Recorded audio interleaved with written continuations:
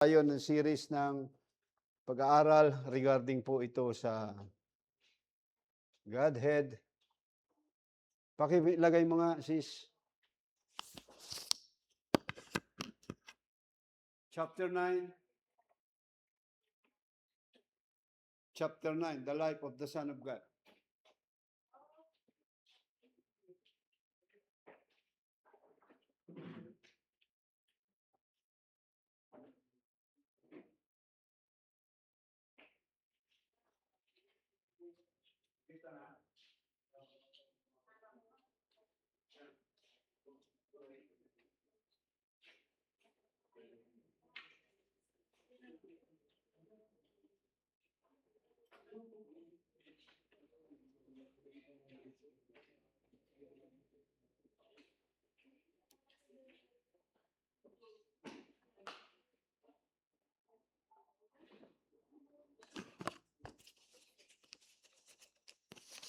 Praise, hallelujah. Dahil lahat ay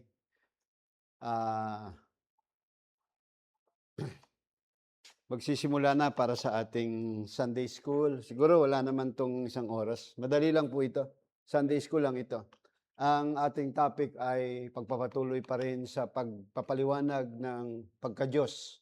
Iisang Diyos na tunay. Mahalaga ito dahil sabi ng John chapter 17 verse 3 ay ito ang buhay na walang hanggan na ikaw ay makilalang iisang tunay na Diyos. At pag-aaralan natin, ito pong mga nakaraan ay tinalakay natin at tayo nasa bahagi ng chapter 9 ng pag-aaral ng salita ng Diyos, the life of the Son of God, ang buhay ng anak ng Diyos. Walang iba kundi ang ating Panginoong Jesucristo. Pakilagay yung slide. The source of life of the Son is none other than the Holy Spirit, eternal Holy Spirit, God our Father Himself. Yan. Ang source daw, ang pinagmumulan ng buhay ng anak ay walang iba kundi ang eternal Holy Spirit.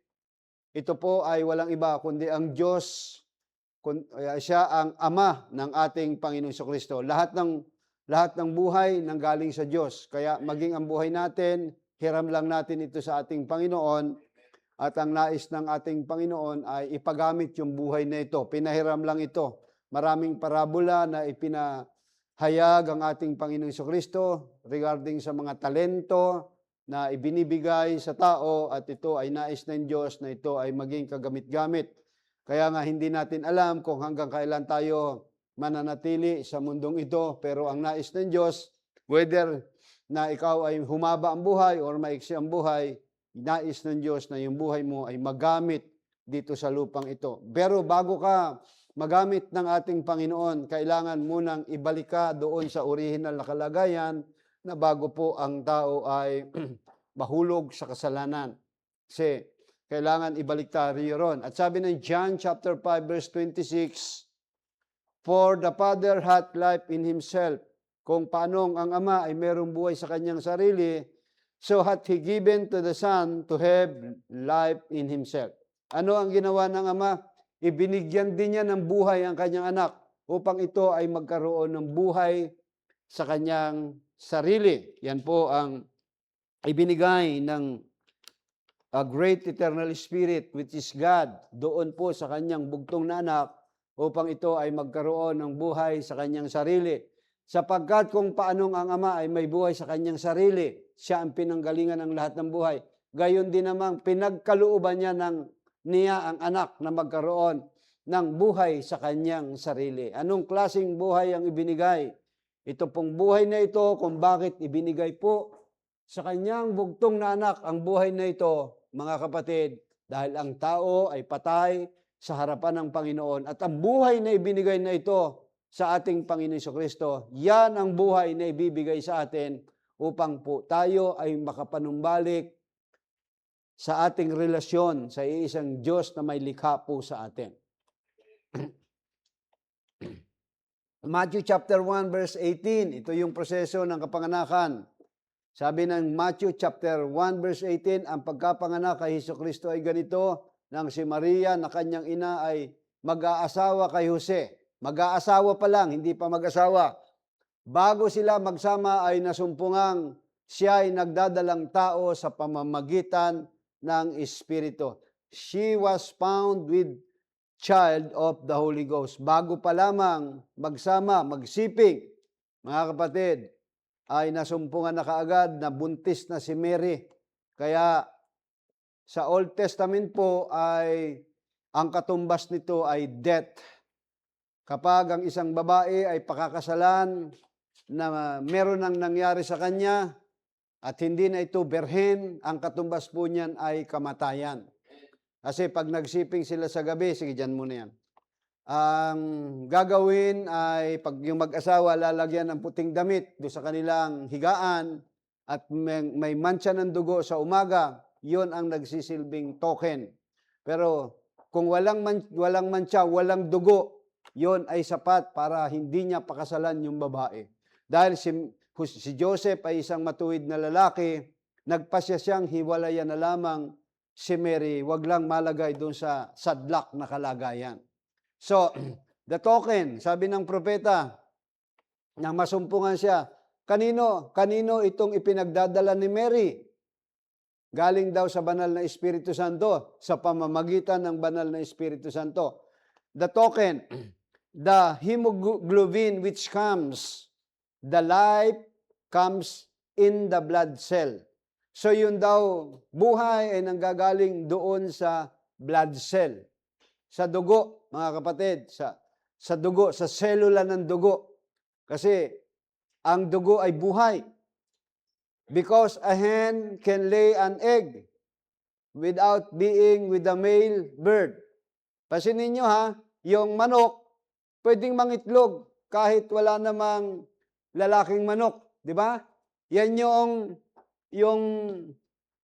nangyayari ngayon sa pamamagitan lang ng pinapakain. Pwedeng mangitlog yung manok, but it won't hatch because it is not fertile. Meaning, kahit na mangitlog, gaya ng mga manok kurong inalagaan, gusto naming maglimlim, na wala namang tandang, walang nangyayari, bogok yung mga itlog. So, piniprito na lang namin. So, ganun yon. Dahil life comes from the bloodstream. Ang dugo manggagaling doon sa bloodstream, which come from the male sex.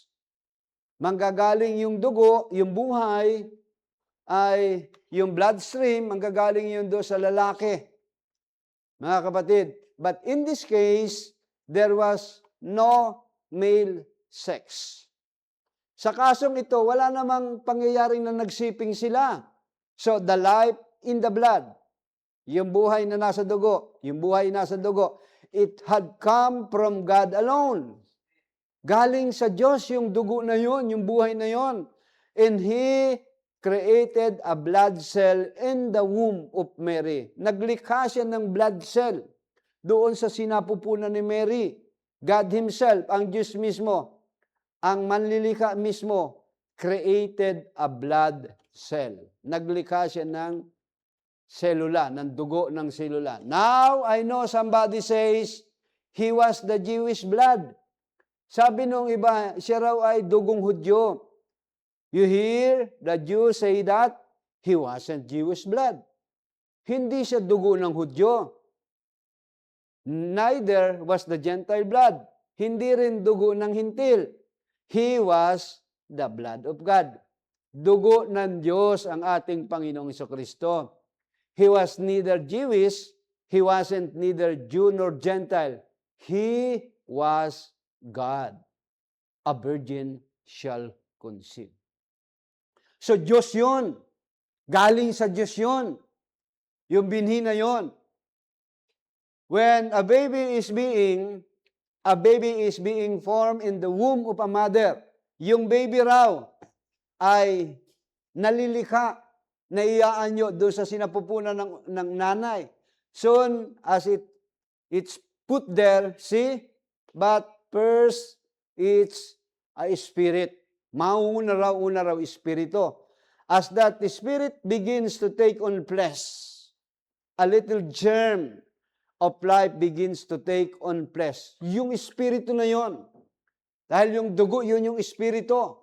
And as soon as it drops from its now in the womb, It's a little quivering, jerking muscles. Yun, gumagalaw na ngayon. Sabi niya, we know that. That is cells. Cellula yun. Unti-unting nagji-jerking daw siya. Tingnan niyo ha, the natural process of conception. Yung natural na proseso ng panganganak o ng paglilihi. Yan. Egg cell. Ang egg cell ay galing po yan sa female. Pero yung sperm cell, sige, tapusin mo na yan, ay galing naman doon sa lalaki. Magmimit dapat yan. Sa mag-asawa, magsisiping yung mag-asawa, magmimit yung egg cell ng babae, tapos yung sperm ng lalaki ay katatagpuin yung egg cell ng babae. At ang resulta niyan ay walang blood cell. Pakipindot mo nga, blood egg cell and sperm cell. Pakipindot. Ha? Praise.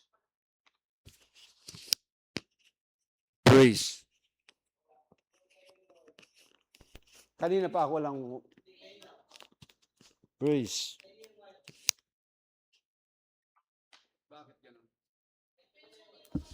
Ha? Okay. Hindi, pero nung wireless.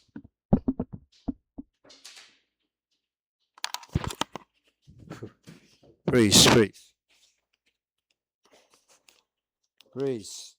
Sikapin niyo mapagana. Ha?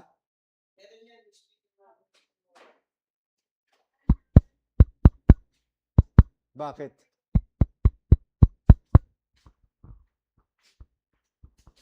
Pakinggan niyo mga speaker natin. Pero may sounds pa sa record. Meron? Kahit ito? Okay. Okay. Sige. Blood cell. Yung muna, yung dati pa rin. Nasaan na ba? Pakipindot niya yung natural process of conception. Pakikuan nyo na lahat yan. Yung egg cell ay galing sa babae, yung sperm cell galing sa lalaki. Magtatagpo sila. At yan ay ang resulta niyan ay blood cell. Yan ang magiging resulta pag nagtagpo sila. At yung blood cell, mga kapatid, is, tingnan nyo, that is a life of the Father. Buhay ng Diyos. Blood of the Father. Dugo ng Diyos yan. Gene of the Father. DNA of the Father. Kaya nga, ang buhay nanggagaling doon sa lalaki, carrier lang yung babae. Naintindihan po ninyo? Tayo rin ay carrier lamang ng salita ng Diyos. Pero yung binhi, galing mismo sa ating Panginoong Jesucristo. Spiritually speaking. Hindi sariling ating aral. Okay. Mary's process conception. God our Father directly created the blood cell and put it in the womb of Mary. Direkta, naglikha ang Diyos ng blood cell at inilagay doon sa sinapupunan ni Mary. Ganito, parang incubator lamang. Paulit-ulit nating pinag-aaralan ito. Incubator lamang ang sinapupunan ni Mary para yung binhi, yung blood cell ng Diyos, siya mismo ang nag-create niyan. Mga kapatid, inilagay lang doon para dumaan sa proseso. Yan yung blood cell. Yung blood cell, meron siyang the Zoe life of God.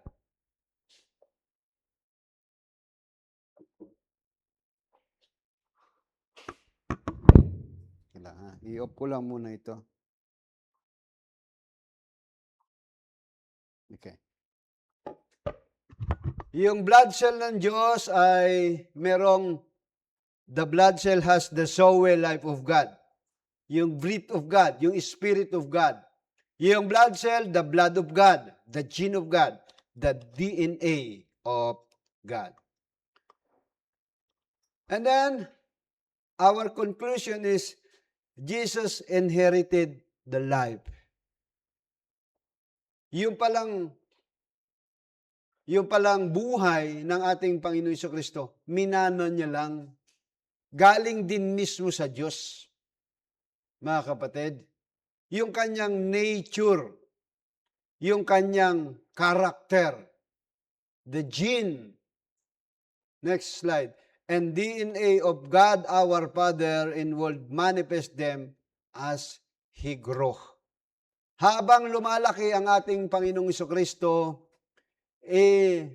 minamanifest niya yung kanyang minanang buhay at sa buhay na yon, taglay dun yung nature ng Diyos, yung karakter ng Diyos. Lahat yun. Parang yung bata na ipinanganak ng kanyang tatay, habang lumalaki, nagiging kamukha siya ng kanyang tatay. Napapansin ko yung anak mo habang lumalaki, nagiging kamukha mo. Pagkilos, pananalita, ganon yung tatay niyan eh. Yung batang yan, katulad siya ng kanyang tatay.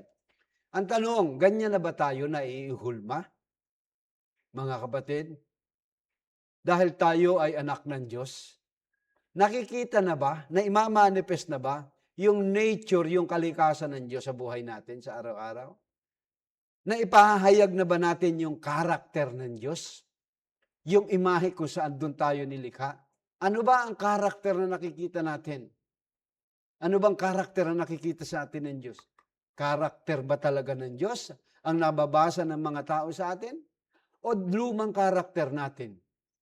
Mga kapatid. So, kailangan ito ay magmamanifest habang tayo po ay lumalago. Kaya, dito po, sa next slide, after God created that blood cell and placed it in the womb of Mary, she conceived, and after 9 months, she gave birth to the Son of God, Jesus. Pagkatapos na nilikha ng Diyos yung blood cell at inilagay doon sa womb o sinapupunan ni Mary, naglihi siya at pagkalipas ng 9 na buwan, nanganak siya ng anak ng Diyos, walang iba kundi ang ating Panginoong Hesukristo. Luke chapter 2 verse 7, and she brought forth his firstborn son, and wrapped him in swaddling clothes, and laid him in the manger, because there was no room for them in the inn. Nakita nyo, yung anak mismo ng Diyos, kung paano siya ipinanganak, kung saan siya ipinanganak. Ang sabi diyan, binalot lang siya sa isang lampin. Hindi yan basta lampin, swaddling clothes, medyo magaspang yan. Samantalang nung tayo ay ipinanganak, nakapampers ka pa. Nasa maayos kang kalagayan. Ang ating Panginoon Jesucristo, hindi maayos yung kanyang kapanganakan. Anak ng Diyos yan, mga kapatid. And the child grow and wax, Luke chapter 2 verse 40. And the child grow and wax strong in spirit, filled with wisdom, and the place of God, and the grace of God was upon him. Sabi riyan, lumalaki yung bata, ang ating Panginoon Jesucristo, at lumalakas at napupuspos ng karunungan at sumasa kanya ang biyaya ng Diyos. Habang lumalaki siya. And when he was 12 years old, they went up to Jerusalem after the custom of the feast. At verse 41, at nagsiparoon taon, nasaan ako? 42. At nang kanyang maganap ng araw, sa pagbalik niya at nang siya ay may 12 taon na, ay nagsiahon sila ayon sa kaugalian ng kapiestahan. At the age of 12 years old, customary nila yan, yung custom of the feast, ang tawag po dyan, bar mitzvah. Makinig kayo, bar mitzvah. Sa panahon ng bar mitzvah, pag edad ng 12 anyos ang batang lalaki, 13 years old ang batang babae, parang bautismo sa kanila yan. Yan ay pagkilala sa kanila. Sa atin, bata pa lang, binibinyagan na, di ba? Sa kanila, naghahanda sila. Pinaghahandaan nila yun doon sa bata. Kasi pagdating ng 12 years old ng bata, kaya dyan, nakipagtalas-tasan yung batang yan. Nakipag-usap siya doon sa mga teacher doon sa sinagoga. Bumasa siya ng kautusan.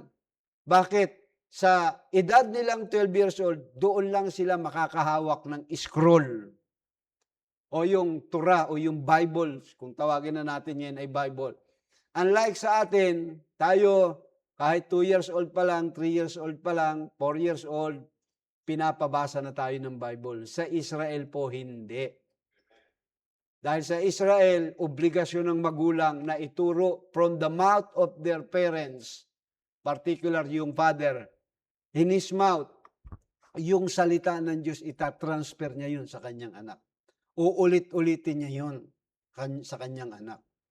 Hanggang dumating yung panahon ng bar mitzvah o 12 years old. Kasi pupunta rin siya sa templo at ipagdiriwang nila yon. Ang aking anak ay 12 years old na binubuhusan ng tubig yun sa ulo, parang yung minanang nila. Pero nakasuot ng puting damit yun. At sumasayaw sila at isinasayaw nila ang scroll. Ganun po ang hinihintay ng kabataan doon sa kanila. At at the age of 12 years old, doon ka magdi-decide sa buhay mo. Kung ikaw ay mag-aaral ng sekular o mag-aaral ka na by spiritual. Kaya si Gamaliel ay pinili niya ang mag-aral by spiritual, kaya siya ay bihasang-bihasa pagdating sa kautusan. Naintindihan niyo na? So sa atin naman, ang mga kabataan, dito, Ella, dito ka sa harap. Ang mga kabataan, mga kapatid, mas pinipili nila ngayon ay ang sekular na buhay, mga kapatid. Pero sa kanila, hindi. May karapatan silang mamili kung sila ay magiging spiritual, paglaki, katulad nga ni Pablo, nag-aral sa paanan ni Gamaliel. Ganun sila, tinuruan. At itong Panginoong Jesucristo, mga kapatid, ang tagapagturo niya, walang iba kundi ang kanyang Ama. Kaya naman, itong mga taong ito ay namangha, na-amaze sila nang si Kristo ay nagtuturo na. Sabi niya, saan kumuha ng karunungan ng batang ito? So yan po ay ganyan din tayo. Tinuturuan din tayo kung paanong ang mga kalagayan nito ay tinuruan. Praise. Okay. Next slide. Meron pa ba? 2:46 and 47. Pakilagay na lang sa Tagalog. And it came to pass that after 3 days, they found him in the temple, sitting in the midst of the doctors, both hearing them and asking them question. Pansinin ninyo ha, 3 araw na silang naglalakbay, pabalik na sina Mary, pabalik sina Joseph, kasama yung mga ibang kapatid ni Jesus. Napansin nila na wala na yung kanilang anak na si Joseph. Kaya sa sobrang pag-alala nila, bumalik ulit sila doon sa pinanggalingan nila sa sinagoga. 3 araw na nilang nilakad yan. At nung kanilang masumpungan, nakaupo sa gitna ng mga guro na sila'y pinakikinggan at siya'y tinatanong. At the age of 12 years old, mapapansin nyo, si Kristo tinatanong na nung mga teachers of the law. Saan galing sino nagturo sa batang ito? Ang galing nitong batang ito, yun ang iniisip nila. And all that heard him were astonished as his understanding in answers. Ano sabi ng verse 47? At lahat ng sa kanyang nakaririnig ay nagsipanggilalas sa kanyang katalinuhan at sa kanyang mga sagot. Age of 12 years old pa lang ang ating Panginoon Jesucristo. Ganun po siya katalino. Ganon siya karunong dahil tinuruan siya ng kanyang ama na galing sa langit. Yung karunungan niya galing sa amang nasa langit. Kaya nagtatanong sila. And verse 48, and when they saw him, they were amazed. And his mother said unto him, Son, why hast thou thus dwelt with us? Behold thy father, and I have sought thee sorrowing. At sila, ano sabi ng verse 48? At nang siya'y mga kita nila ay nangagtaka sila at sinabi sa kanyang ina, Anak, bakit ginawa mo sa amin ng ganyan? Ibig sabihin, bakit mo kami iniwan? Narito ang iyong ama at ako ay hinahanap kang may hapis. Tingnan nyo sa verse 49, puntahan muna natin. Tingnan niyo yung sagot ng ating Panginoon. At sinabi niya sa kanila, bakit niyo ako hinahanap?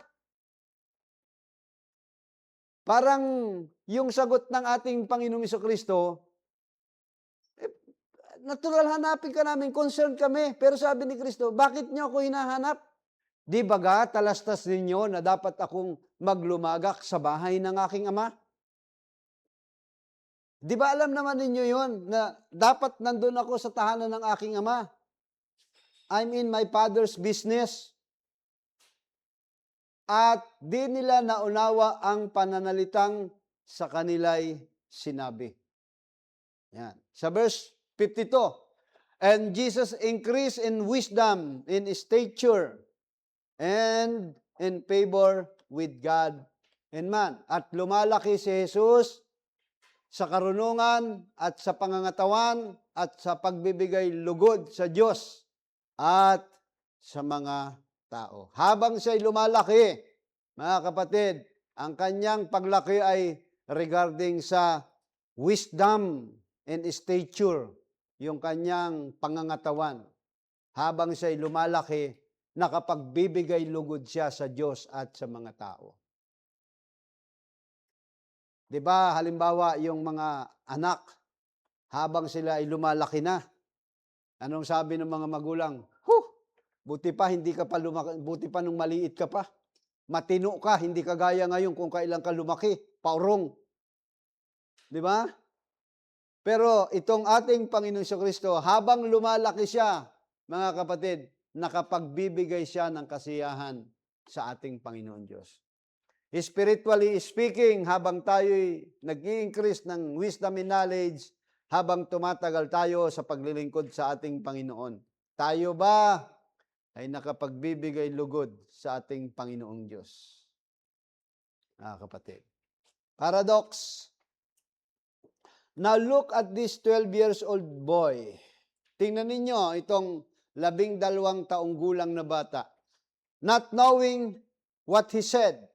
Di niya alam yung kanyang sinasabi. He was just a boy. But he was the Word. Bata lang siya, pero siya yung salita. See, naintindihan nyo? He said, know ye not that I must be about my Father's business? Hindi nyo ba nalalaman na dapat akong maglumagi sa tahanan ng aking ama? See, the Word correcting the error. Ang salita raw ay itinutuwid ang mali.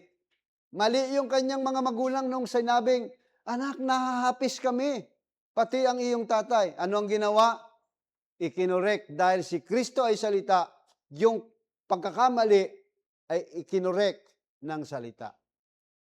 Mga kapatid. Itinuwid. Okay. And this little boy, 12 years old child, no wisdom at all. Why? But just a 12 years old boy. Itong batang ito, wala pang karunungan. 12 years old boy pa lang siya.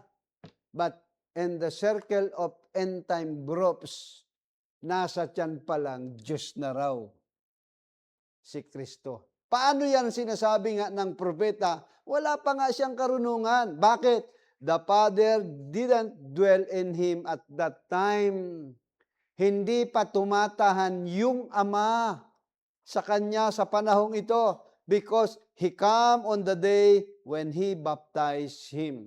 Dumating lang ang Ama nang bautismuhan si Kristo sa ilog ng Jordan. At ang sabi ng Matthew chapter 3 verse 15 up to 16, this is my beloved Son, whom I am well pleased.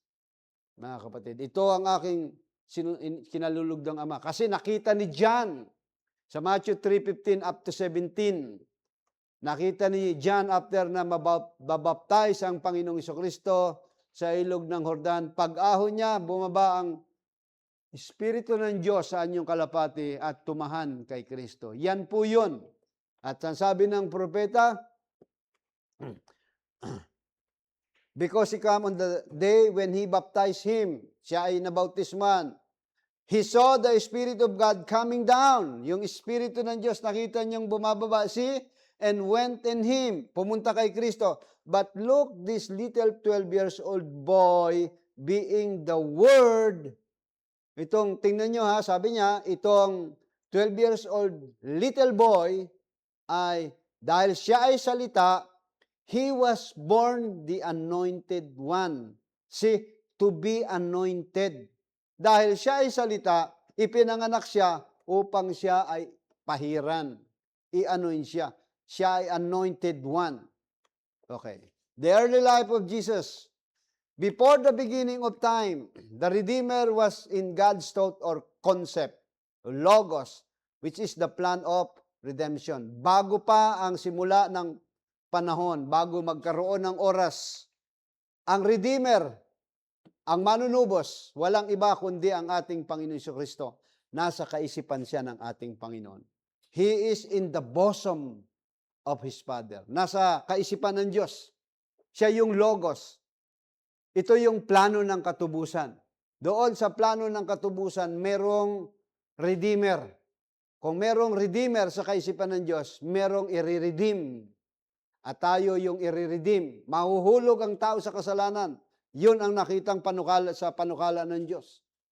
At tutubusin sa pamamagitan ni Kristo. Pero nasa kaisipan pa lang yan. Hindi pa natutupad. Parang ikaw, nagpaplano ka pa lamang, pero nung ginawa mo, nung i-express mo, natupad na yan. It was prophesied in the Old Testament that a Redeemer would come forth to save and rule Israel. Ito ay inihula sa matandang tipan na ang manunubos ay darating upang iligtas at maghari sa Israel. So ang Redeemer kailangang mamatay. Yun ang nasa isipan ng Panginoon. In an appointed time, the Redeemer was created in the womb of Mary, carrying all the attributes of God, born and raised up. Sa takdang panahon, ang manunubos ay lilikain ng Diyos sa sinapupunan ni Mary at dadalhin ng manunubos na ito, walang iba kundi ang ating Panginoong Kristo, ang lahat ng katangian ng Diyos. All attributes of God. Lahat. Bakit? Yun ang kailangan ni Kristo para matubos ang tao. Lahat ng attributes ng Panginoon. Kaya nung ito ay managumpay si Kristo, sabi ng Matthew chapter 28 verse 18, sabi ron, magsilapit kayo sa akin. Sabi niya, Matthew 28 verse 18, ano ang sabi riyan? At lumapit si Jesus sa kanila at kanyang kinausap at sinabi, all power in heaven and earth was given unto me. Lahat ng kapamahalaan sa langit at sa ibabaw ng lupa ay naibigay na sa akin. All power was given unto me. Ano yung attributes na yan? Ano yung character na yan? Na lahat na ibinigay kay Kristo pertaining sa plan of redemption. Lahat ng gagamitin niya para matubos ang isang tao, ibinigay yun sa ating Panginoong Kristo. Lahat. Halimbawa, meron kang isasalvage na tao o ililigtas, ang ibig sabihin, nasa bangin, kailangan mo ng lahat ng kasangkapan. Ibibigay ko sa iyo, iligtas mo siya. So, kumpleto yun. Yung hindi mo kakailanganin, hindi na ibibigay sa iyo. Kaya lahat lang ng ibinigay kay Kristo ay lahat patungkol po yan sa gagawin niyang pagliligtas. Kaya may mga bagay na hindi rin binigay kay Kristo. Dahil sa Matthew chapter 24, nagtanong yung kanyang mga disipulo, sabi niya, hanggang kailan po mangyayari ang mga bagay na ito? Kailan ang iyong pagbabalik? Sabi ni Kristo, kahit ang mga anghel sa langit, wala nakakaalam. Kundi ang Ama lamang na nasa langit, siya lamang yun. Si Kristo hindi niya alam. So, mga kapatid, so, hindi kayang tanggapin ng ibang grupo ng end time yan. Okay. So, hanggang doon lamang ang ating paghahayag, pagpapaliwanag ng Godhead. At tayo pong lahat ay tumayo. Tayo manalangin muli. Salamat, Lord, sa maiksing Sunday School namin. Naway patuloy nakapulutan namin ng mga aral ang mga malalalim na kapahayagang ito na itinago sa mahabang panahon. Hindi naman talaga malalim, Panginoon. Pero nais nyo lang na kami ay magsaliksik, Panginoon. Matuto kaming mag-aral, matuto kaming magpakumbaba, matuto kami, O Diyos, na sumunod sa inyong mga salita. sa pagpapatuloy ng gawain ito, Lord. Kayo lang po ang aming inaasahang mangunguna't maghahayag sa umaga pong ito. Sa aming mga praise and worship ng aming mga musician, Panginoon, ay anoint niyo po sila, Panginoon. Even the testimonies and song offerings of our brethren, Panginoon, gawin niyo po nakalakasan sa bawat isa mga pagpupuring ito. Salamat po, Panginoon, sa ngalan ni Kristo Jesus. Tayong lahat magsabi ng Amen. God bless you all.